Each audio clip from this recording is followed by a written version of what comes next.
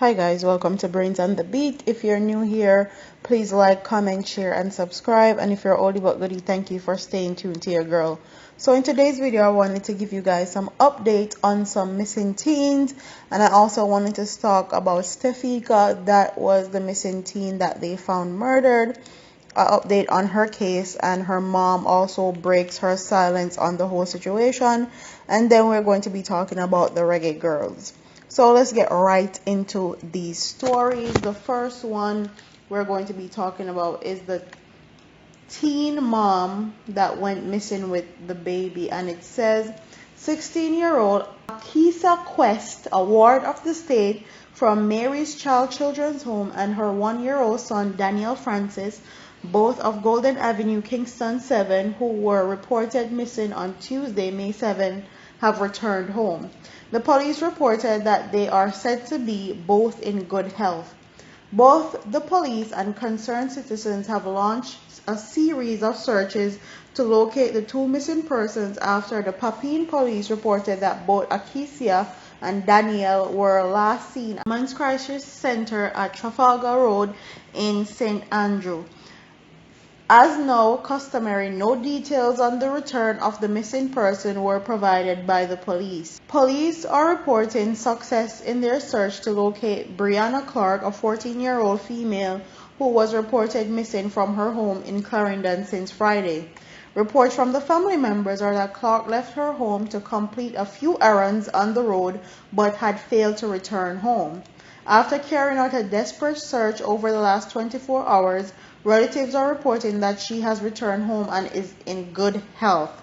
The explanation that she is home, however, left some social media users praising the police on the speed at which they were able to assist in the matter, but it has also left some users demanding to hear more on the case. Happy to hear that she has returned, but a bit annoyed that more details were not disclosed as to where the child was located.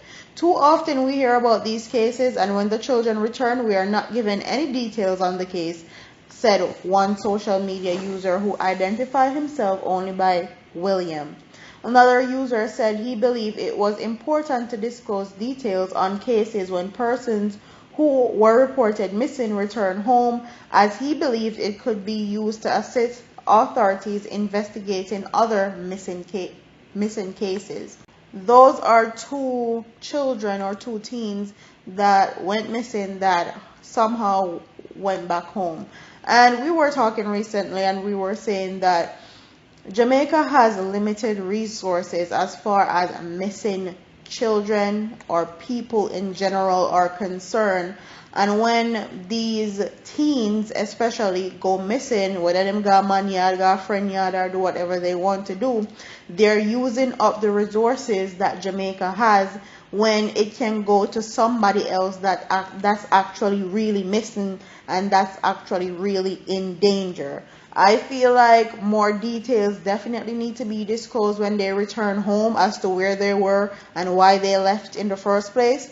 And I also feel like there should be some form of punishment, whether it be a fine, whether it be you have to volunteer somewhere, probation, something needs to be done, because Jamaica is limited on resources, and we have 340 children that have been missing since January. So we need to use the resources that we have to actually find the kids that are really missing, and not the one them who want to go man yard and go them friend yard and do whatever they want to do, because we have more bigger fish to fry basically in these cases.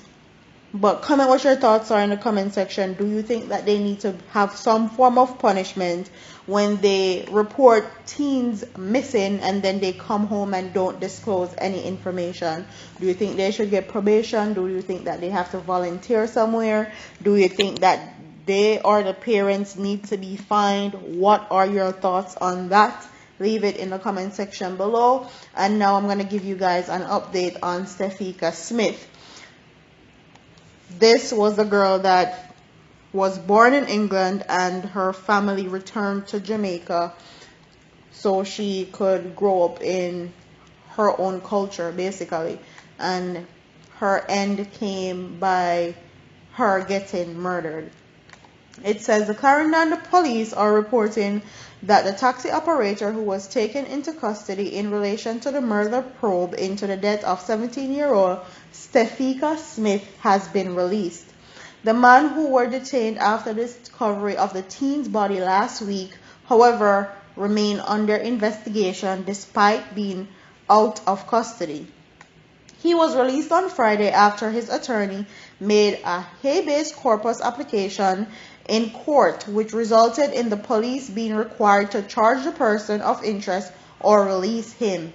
And another alert have been activated for Smith, a Maypen High School student of Strawberry Hill District 4 past Clarendon, following her disappearance on Saturday, May 10th. Stefika was reportedly born and raised in the United Kingdom, from where her parents eventually returned to live in Jamaica. So her parents are returning residents to Jamaica, and her mom actually broke her silence, and I'm gonna read something that she put out there in the public. It says, "While I am grief-stricken, I have decided to break my silence. We are, as a nation, desperate for some type of implementation to secure a future for our youths. This world gets crazier and crazier every day, but what is even crazier is nothing is being done about it. Our leaders that are set above us to lead and try their utmost best to protect us are actually playing a blind eye. Why is nothing being done? Too many young girls and babies are going missing and winding up dead. These vicious acts become hot topics for weeks, maybe months. Different forms of media are circulated and it becomes the talk of the town, but yet nothing is being done. No awareness, no march, no movement, no type of urgency. There has to be a vast amount of missing and dead youths, girls, since the beginning of the year. This has been ongoing for years, and it is increasing with each year, I believe. Absolutely devastated. I am horrified by the amount of young girls that is going missing and winding up dead while I scroll through social media, but I have absolutely no words to describe how I really feel now that this terrible situation actually found its way to my doorstep. I am a relative of the late 17-year-old Stefika Smith, and that was found murdered in Clarendon 4 past. I cannot seem to wrap my head around this. It is not that I choose not to, but it's just almost impossible. Stefika went out on May 11, 2019 to meet with a group of friends to study. Allegedly around 1 p.m. she went looking for a taxi driver that runs her route, but she hadn't been seen or heard from since. It was reported on Sunday to police, where they sent out an another alert and began their searching process. May 12, 2019, reportedly the police had the taxi man in custody but no Stefika. They decided on track Stefika's phone, and it appeared to be somewhere in Chapelton, Clarendon. After hours of searching, they found nothing. My stomach totally fell. I began getting extremely terrified at this point. As we prayed and hoped she would be found alive, well, we are still very aware of what happens in most cases when girls go missing. But is there ever really a way to prepare your mind for something like this? There is absolutely no way to condition your mind for what our reality was beginning Monday morning. On Monday, May 13, 2019, Stefika's body was found lifeless at 4 Parks Clarendon, somewhere along a cane field. They had stabbed her body all over multiple times, slit her throat. They totally smashed her face in. It appears she was raped and they were trying to take her eyes out. This is too much to know she had been done and left out there like that by herself. Breaks my heart to pieces. it just replays in my head how she was probably begging for her life, how this child's death was premature due to heartless, malicious creatures' own pleasure. I know my God will avenge her and every other child life that have been cut short, as the verse Romans says, Beloved, never avenge yourself, but leave it to the wrath of God, for it is written, Vengeance is mine, I will repay, says the Lord. But this is still very painful. To whom it may concern, you have taken yet another innocent life. You've left us to mourn, to be in pain. You left the parents having to bury their baby girl. You left a sister, a brother to now have a void, not knowing how to come to terms with what happened to their little sister. You have left a whole family and friends, even strangers, to weep and to know that she's never coming back. Another little angel life was taken away from her. Families that have had to and are still experiencing situations like this, I empathize with you from the deepest parts of my soul. This won't bring them back, but there is no prophecy here to have these demonic creatures roam this earth and carry on with life after ending someone else's life that you cannot create. How dare you? Our leaders have to do better. Rome wasn't built in one day, it was eventually built. So, therefore, have to start somewhere to at least try and give these kids a future. We need some new laws and some drastic consequences to be out in places, for this needs to stop. I have so much more to say, but thank you for reading, and please share so we can get this around and try make a change for ourselves and youth. Many, many thanks, Tamika Henry. Justice for Stefika. Justice for our girls. Honestly, I completely agree with what she's saying, and I completely understand where she's coming from.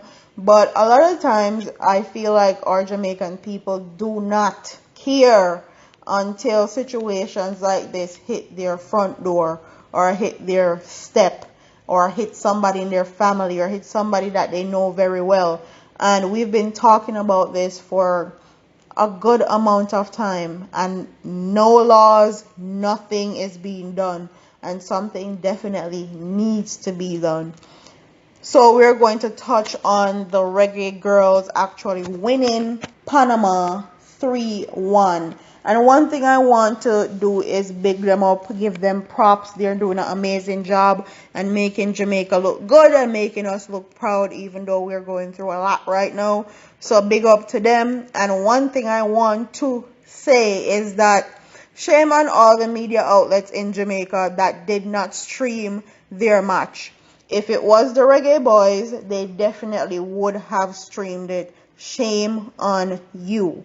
Like, comment, share, and subscribe. Leave your comments in the comment section below, and I'll see you in the next one. Deuces.